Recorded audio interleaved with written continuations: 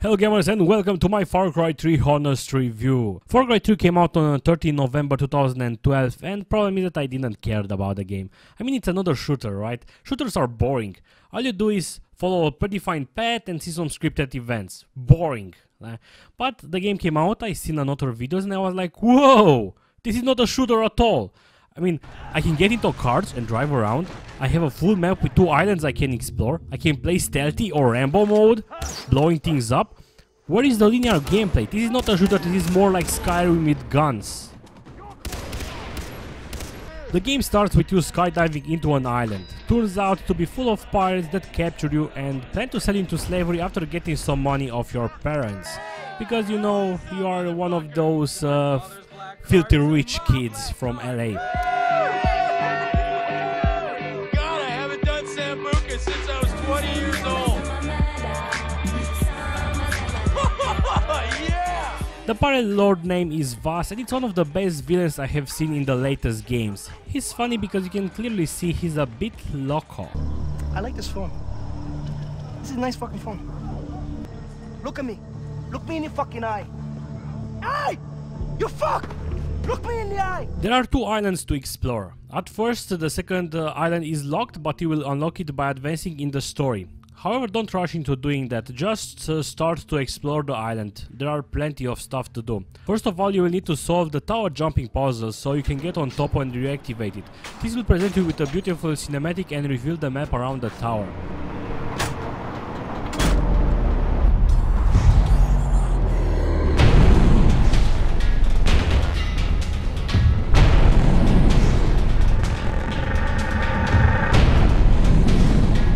The islands are pretty huge and in order to get around you have several tools available. Different cars, different ski jets and most of all the glider.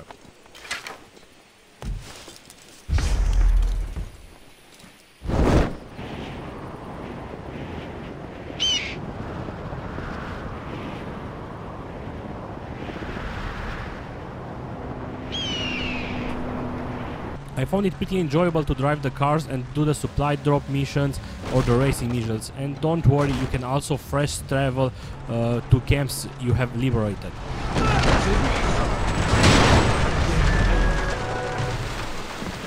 Another important aspect of the game besides the activation of radio tower is the liberation of camps from pirates. This is the first time I had my first fun experience. I was going to liberate my first outpost. Drove my car to the outpost, went into stealth mode with my bow out and I heard the gunfire. The outpost was under attack by a tiger. Made my way around, deactivated the alarm so if I get spotted they won't be able to call for reinforcements. Got inside the house to plant the explosive. Oh my god, a call down, I have to get out. Only to get eaten by a tiger. Yeah. But I didn't got mad, because the game automatically saves before entering a camp or doing something important, so it's more like a checkpoint system. Actually, you don't even need to save the game at all, because the game automatically saves it for you. So I just had to go in again, kill a few guys and do it better the second time. A very important aspect of the game early on is hunting and gathering flowers. You gather flowers in order to craft syringes that can be used to heal yourself or enhance your hunting vision, which will allow you to see the silhouettes of animals. This will help you hunt the animals faster because you can locate the animals faster. The reasons why you need the animals is for their skin.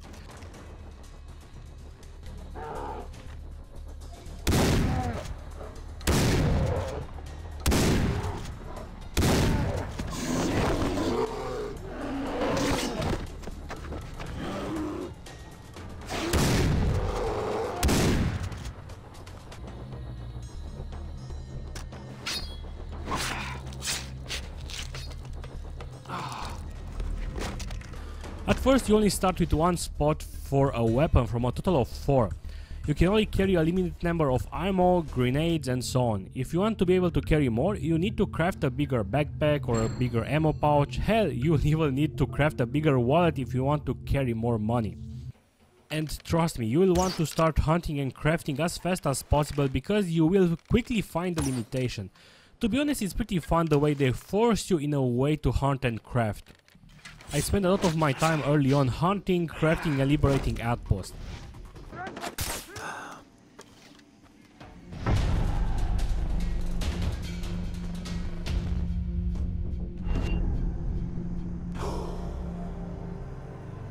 Early on I said that this is more like Skyrim with guns. One of the reasons is that you actually have a skill tree.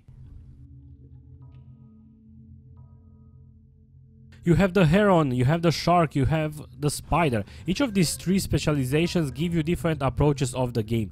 Spider gets you stealth takedowns and survival skills. Shark gets you assault takedowns and healing. And the heron gets you the long takedowns and mobility. In the end you will get to have all those skills if you play for long enough.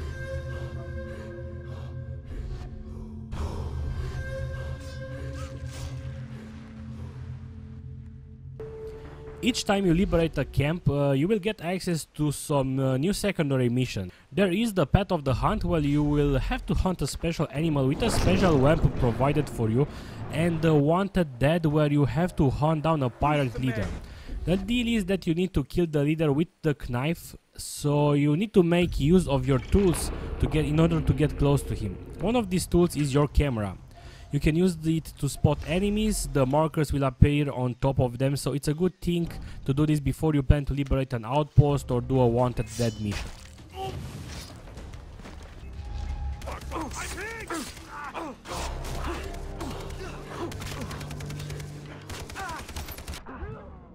To keep the tradition of open war games alive, you will also have the option of collecting different relics. Some of them are pretty easy to get, some of them are pretty hard to get.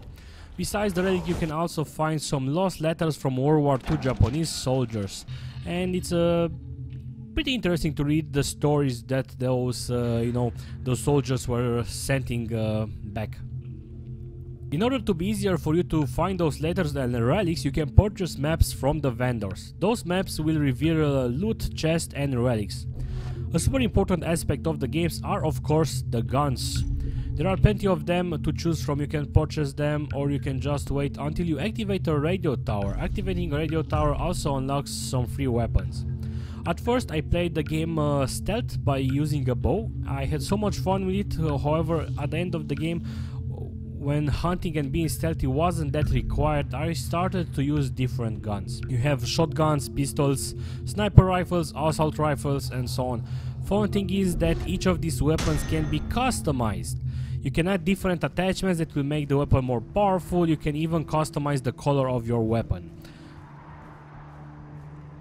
So many RPGs elements, but don't worry guys, it's still a shooter. For example, you still have the classic follow up and make sure the target does not see you mission.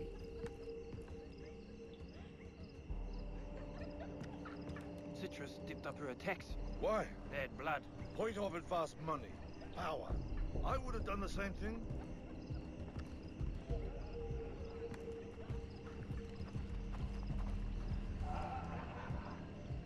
I usually don't like to focus on graphics, I'm more interested on how the gameplay is, but this game has super awesome graphics. Check this view from the glider, check this small waterfall.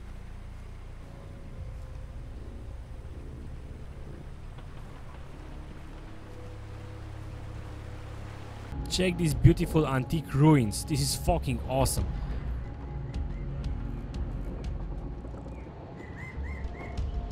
Like in every game, there are fun parts and there are boring parts. So what are the fun parts of this game? Well, it's a bit hard to remember because there are so many of them, but here are just a few of them. One of the most fun missions is when you have to burn the weeds plantation using a flame tower.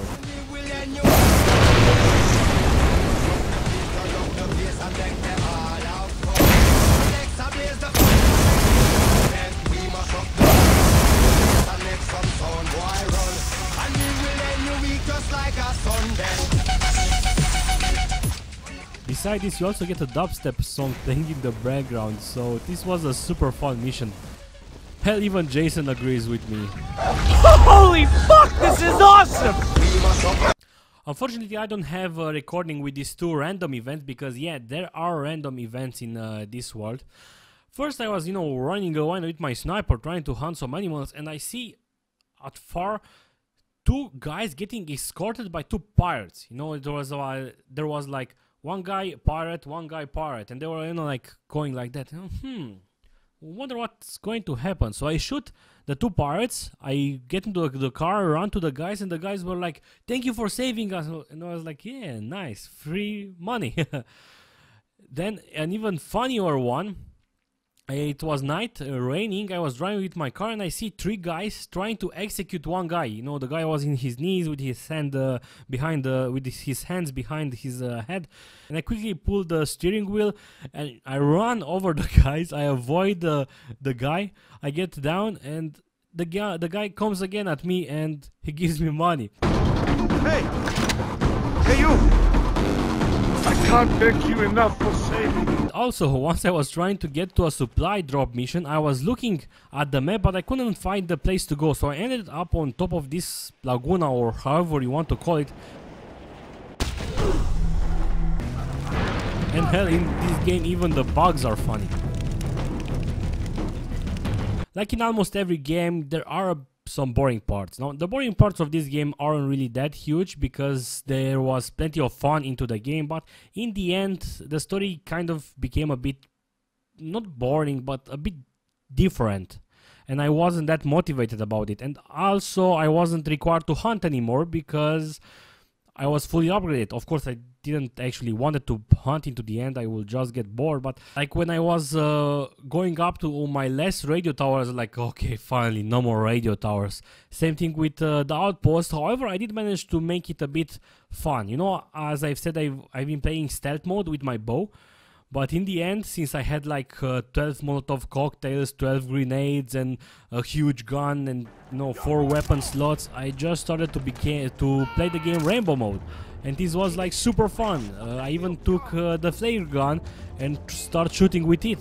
Of course, it wasn't that successful, but it's fun to see people burning up, or just throw grenades around and them running around, and is what's still fun. So I managed to start something that got a bit boring into something fun. So there aren't really like huge boring parts like, oh my god, I got so bored of this game. So what else is there? Well, the game comes with multiplayer and co-op missions. The co-op missions are played with 3 other people, so you are 4 in total, and there it's a bit of a Left 4 Dead mode. Now, I don't have any footage of it because I didn't care about multiplayer and the co-op. Just keep in mind, you have multiplayer and you have co-op, but buy the game only because the single player is awesome. There are plenty of other multiplayer games out there anyway.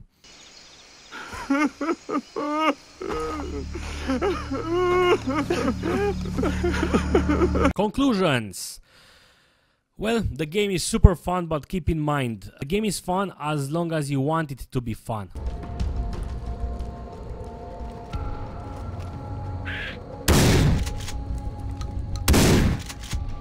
I heard gamers, complaining that, oh my god, they have reused sounds from FarCry 2, and the examples of reused sounds are the weapon sounds and the ammo sound, when you take ammo. Like, really, you are complaining about this? I heard another player complain that all you need is an AK with a lens. Like, no. AK with a lens is one way to play it, but I personally played stealth mode with the bow. I also got a sniper on me all time. Then in the end I started to throw grenades around and even play with the shotgun and try different weapons, because the weapons are super fun. So don't just ignore the haters. I don't even know why I'm talking about haters, but the game is super fun. I can honestly say this is one of the best games of 2012 I played. And this is not like the general shooter you are used on playing right now. It's also not an RPG, which is, pretty good as a, fresh air. So I really love how they did it, a shooter in an RPG world, because in the end it's still a shooter. Yes, you do have quest missions. Yes, you do have skill trees. Yes, you do have different, abilities. When by abilities I mean you're able to take down enemies fastest in melee if you press E. It's not like, spells and whatever. I give this game a 9 rating. I love the crafting system. I love how they make you but not force you. Actually, you are a bit forced, but I love how they integrated the crafting, because you really want to craft and you look on the map to see, okay, I'm going to go there and craft and try to find a boar or something. A bit of the downside, I got a bit annoyed with part of the hunt missions where I had to hunt like 12 dogs with a rocket launcher. Yeah, basically just shoot into the dogs with a rocket launcher, they start running around, and then you are going to spend some time trying to find them, because it always gets down to one who's out of the hunting zone, and you need to hopefully find it. This is one of the downsides, but it's not really that huge. So I really recommend you guys to play this game if you didn't. It's super awesome. Again, I know I have been saying that, but I really had a lot of fun. So thank you guys for watching this. If you want to see more honest reviews, don't forget to subscribe. I am also doing live streaming, so all the info you want to know about this channel you can find in the website www.gamerpet.com. So thank you, gamers. See you soon.